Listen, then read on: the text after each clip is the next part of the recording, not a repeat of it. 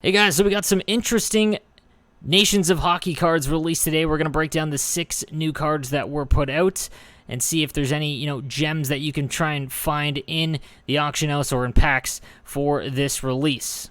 Let's jump into it. So first up, we've got the 95 overall MIKKO KOUSA 510.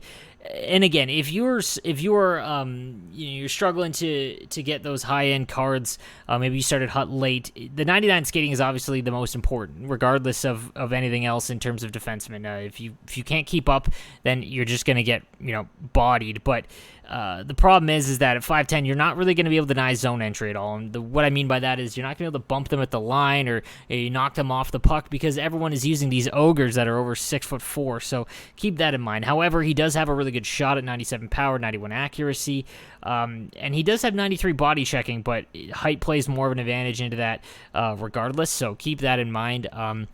He would have to be paired with someone huge for you to have, you'd be able to use him effectively. If you put him with like Quinn Hughes or someone like that, it's just going to be really tough in your own end in denying zone entry, which is super important in NHL 20. And we've got another ILARI FILPPULA, 6 foot 190. Not a bad card at center. He's 99 on the faceoffs, 99 skating, 92 shot power, 87 accuracy, passing, puck control, hand-eye, and body checking over 90, and his awarenesses are almost perfect as well. It's a really good left-handed center card if you were someone, again, who is not able to afford the high-end master set guys, whether it be the Kopitar or Matthews, Draisaitl, those kind of cards. This is a really good replacement if you're not able to. 6 foot is kind of the cutoff, but all of his other stats are almost perfect and not a bad value if you are able to get him. Then we've got the 95 overall VALTTERI FILPPULA, who is almost the same but a bit better shot. I would much rather have this card just because his shot is an improvement.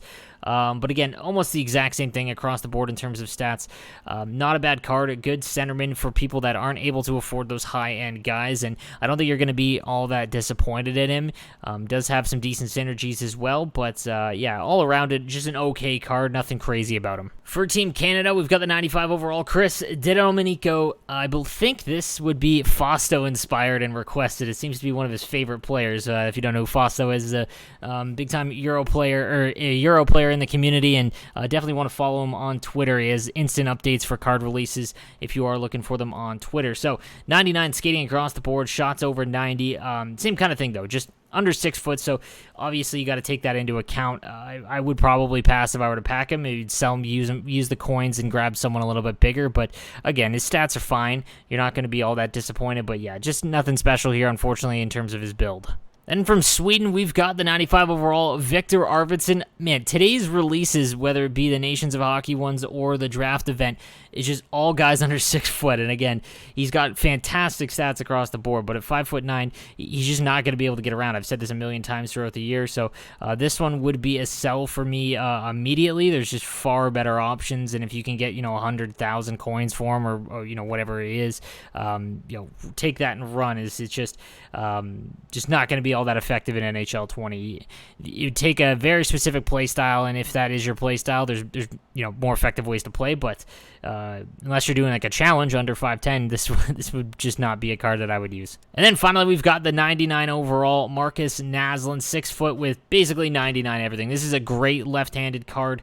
You can't really put him at center with 90 faceoffs, but a great left winger. And again, if you can't afford the high-end McDavid, something like that, you should be able to get this card for quite a bit cheaper.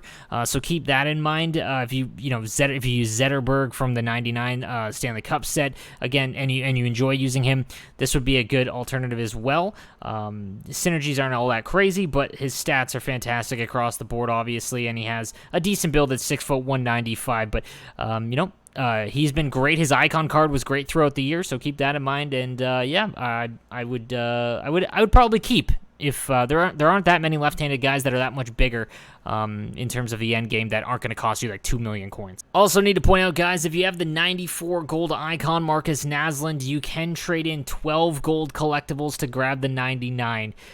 That's going to cost you about 450 to 500,000 coins. You gotta, if you don't have 12 or close to it, and that might be an option for you, depends on your team build, but it would definitely be a significant improvement over this Markus Naslund card, so I would probably do it. It's very close to being a good value, but you'd get a 99 out of it, one that has a decent build, so I would probably do it if I did have Markus Naslund untradeable. So guys, that is going to do it for today's Nations of Hockey release. Let me know what you think in the comments section down below, and let me know if you tried out any of those cards, if they work for you, if they don't, and I'll see you guys tomorrow. Please subscribe if you haven't already. Have a good one, guys.